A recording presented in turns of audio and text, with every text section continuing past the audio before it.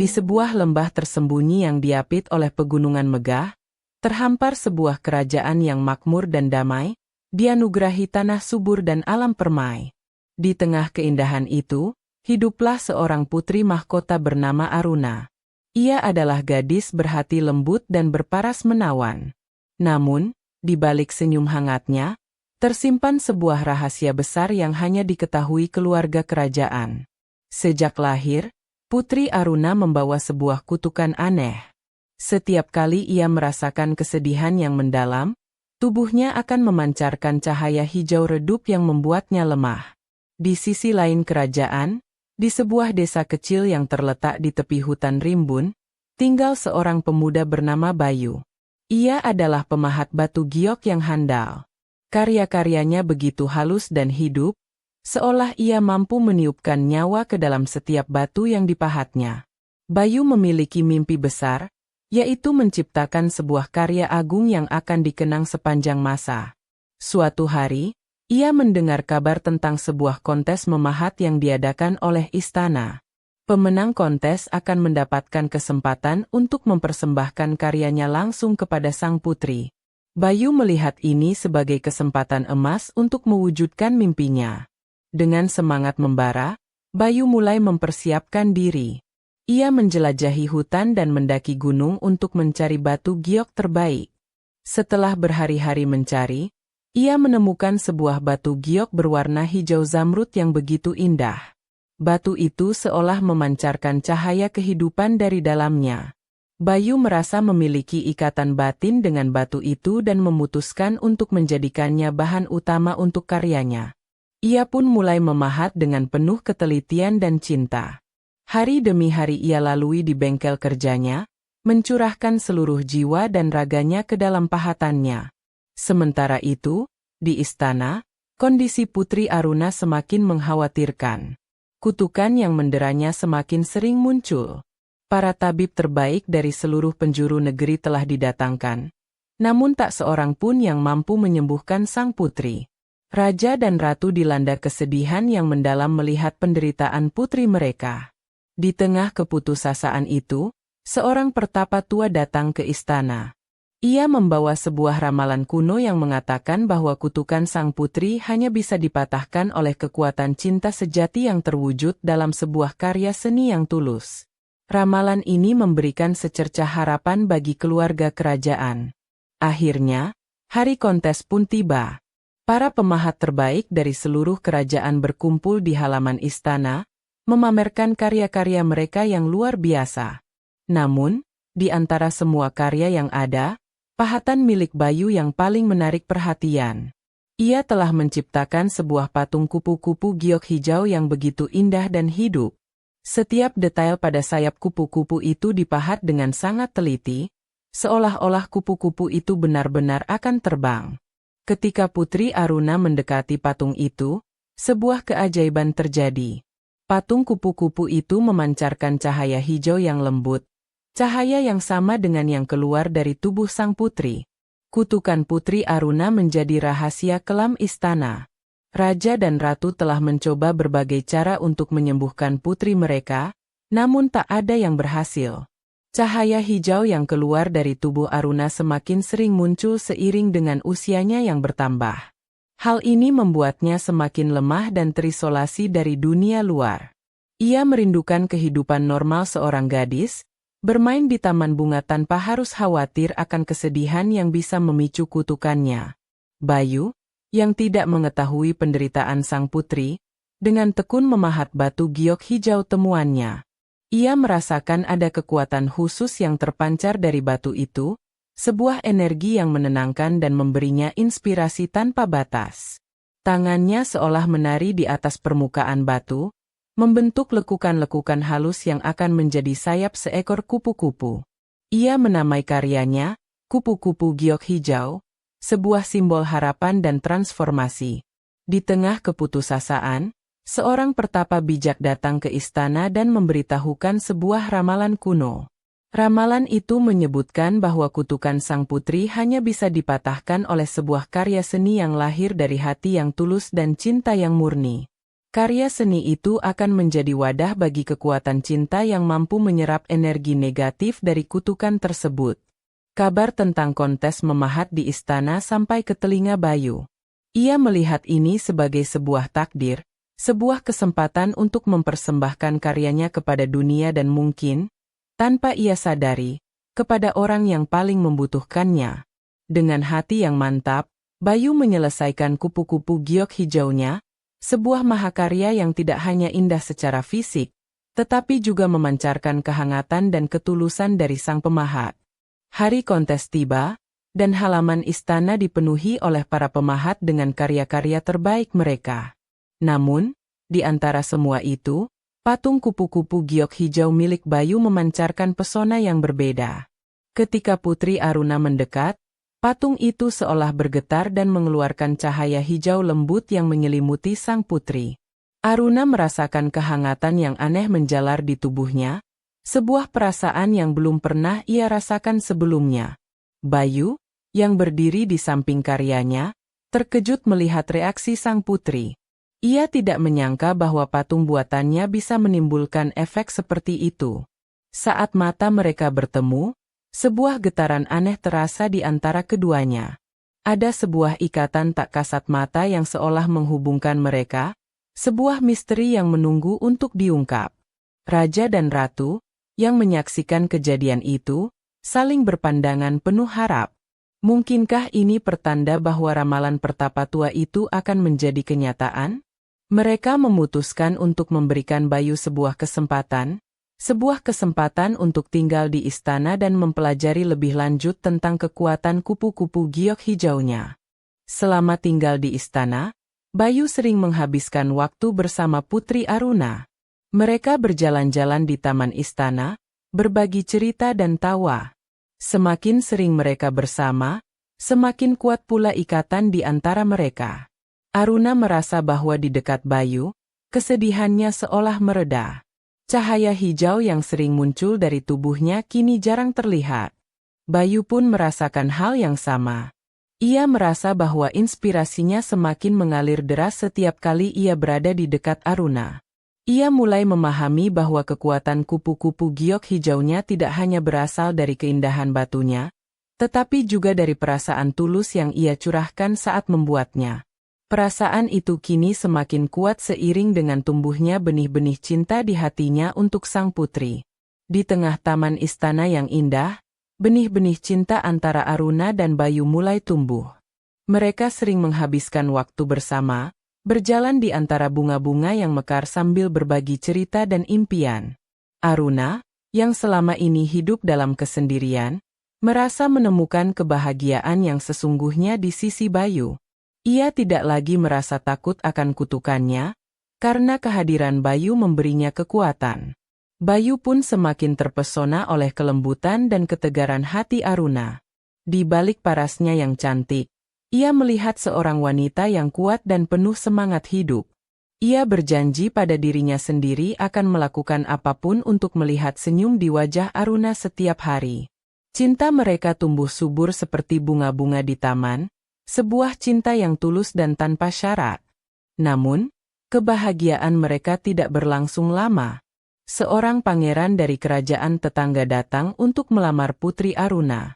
Perjodohan ini telah diatur sejak lama oleh kedua kerajaan untuk memperkuat aliansi politik. Raja dan ratu, meskipun berat hati, merasa tidak punya pilihan lain selain menerima lamaran tersebut. Mereka tahu bahwa menolak lamaran itu bisa memicu perang. Aruna hancur mendengar berita itu. Ia tidak bisa membayangkan hidup tanpa Bayu. Kesedihan yang mendalam kembali menyelimuti hatinya, dan kutukannya pun kembali muncul dengan kekuatan yang lebih besar. Cahaya hijau yang keluar dari tubuhnya kini lebih terang dan menyakitkan.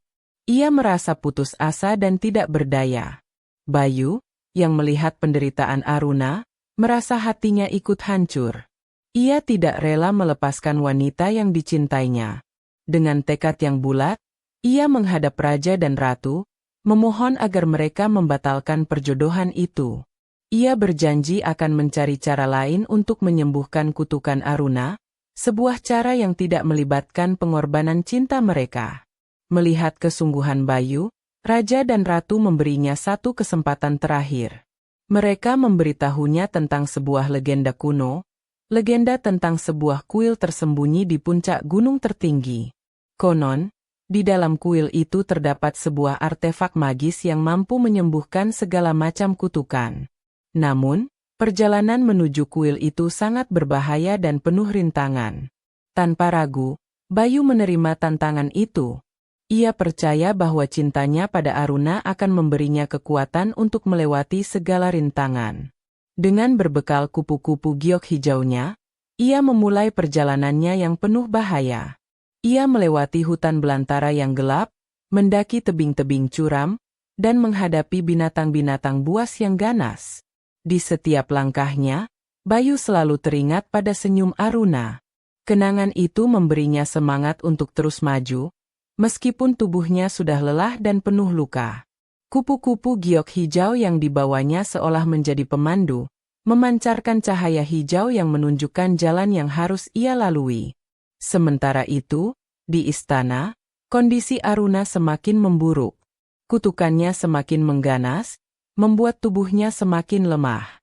Ia hanya bisa terbaring di tempat tidurnya, menanti kabar dari Bayu dengan penuh harap. Ia berdoa kepada Sang Pencipta agar melindungi Bayu dan membawanya kembali dengan selamat. Setelah melewati perjalanan yang panjang dan melelahkan, Bayu akhirnya sampai di puncak gunung. Di sana, ia menemukan sebuah kuil kuno yang megah. Di dalam kuil, ia menemukan sebuah artefak berbentuk hati yang terbuat dari kristal bening. Saat ia menyentuh artefak itu, sebuah cahaya putih menyilaukan keluar dan menyelimuti tubuhnya. Ketika Bayu kembali ke istana dengan membawa artefak kristal, ia mendapati Aruna dalam kondisi yang sangat lemah. Tanpa membuang waktu, ia meletakkan artefak itu di dada Aruna. Seketika, artefak itu bersinar terang, dan cahaya putih yang keluar darinya menyatu dengan cahaya hijau dari tubuh Aruna. Sebuah keajaiban pun terjadi.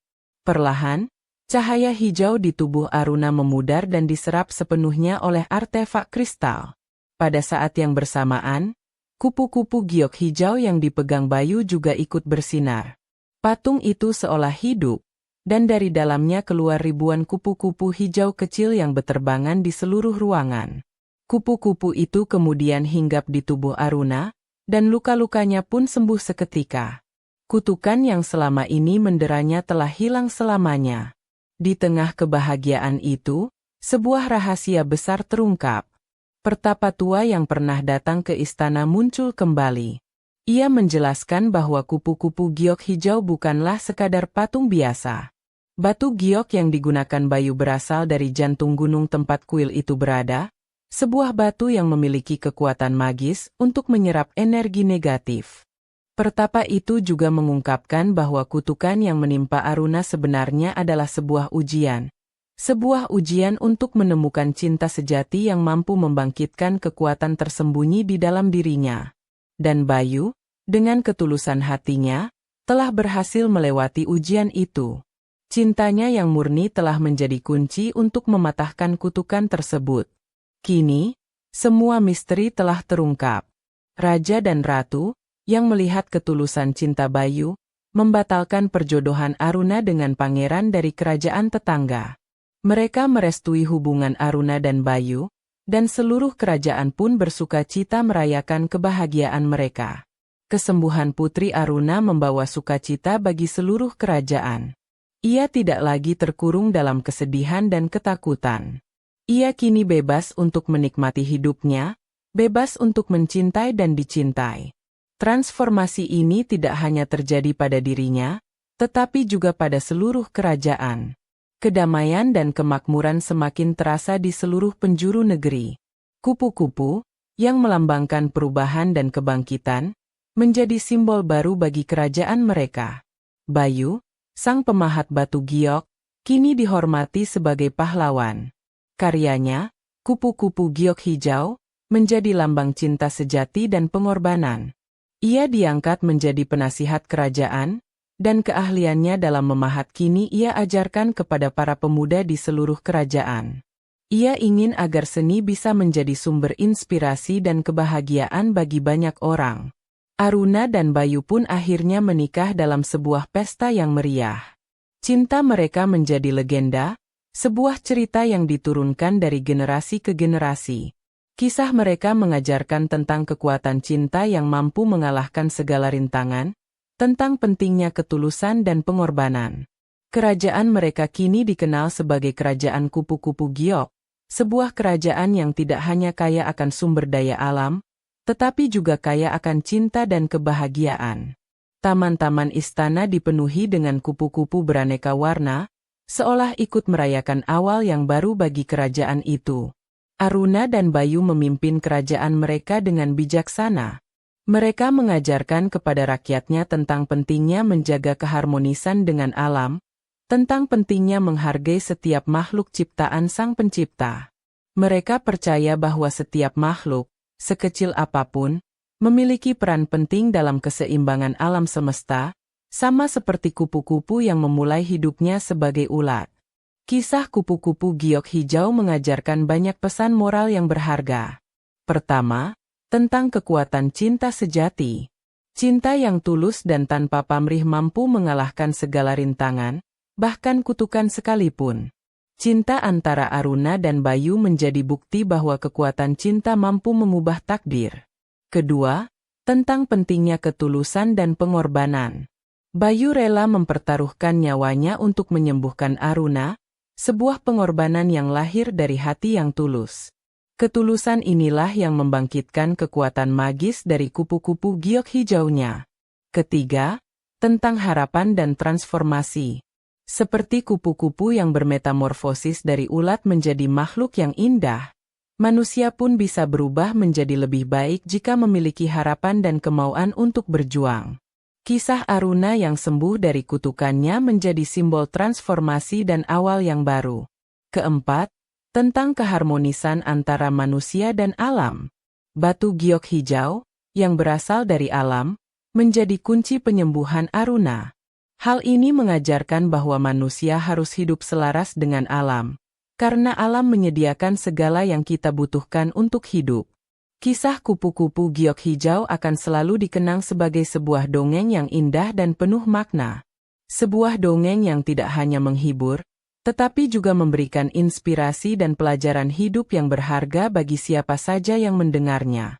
Pesan moralnya akan terus hidup abadi, dari generasi ke generasi. Kerajaan kupu-kupu giok hidup dalam kedamaian dan kebahagiaan di bawah kepemimpinan Raja Bayu dan Ratu Aruna. Mereka memerintah dengan adil dan bijaksana, dicintai oleh seluruh rakyatnya. Anak-anak mereka tumbuh menjadi pangeran dan putri yang baik hati, mewarisi kelembutan hati ibu mereka dan keteguhan tekad ayah mereka. Kupu-kupu giok hijau kini disimpan di tempat terhormat di dalam istana, menjadi pengingat abadi akan kekuatan cinta dan pengorbanan. Cahaya hijaunya yang lembut terus memancarkan kedamaian ke seluruh penjuru kerajaan. Kisah cinta Aruna dan Bayu menjadi dongeng pengantar tidur bagi anak-anak di seluruh negeri. Pangeran dari kerajaan tetangga, yang lamarannya pernah ditolak, akhirnya menemukan tambatan hatinya sendiri. Ia bahkan menjalin persahabatan yang erat dengan kerajaan kupu-kupu giok, membuktikan bahwa cinta dan persahabatan lebih berharga daripada kekuasaan dan aliansi politik. Di usia senja mereka, Aruna dan Bayu sering duduk di taman istana, mengenang kembali perjalanan cinta mereka yang luar biasa. Mereka bersyukur atas setiap momen yang telah mereka lalui, baik suka maupun duka. Mereka tahu bahwa cinta mereka tidak akan pernah pudar, bahkan setelah mereka tiada. Dan begitulah, kisah kupu-kupu giok hijau berakhir dengan bahagia. Sebuah akhir yang tidak hanya memuaskan, tetapi juga penuh makna. Sebuah akhir yang mengajarkan bahwa di balik setiap kesulitan, selalu ada harapan. Dan di mana ada cinta, di situ ada keajaiban.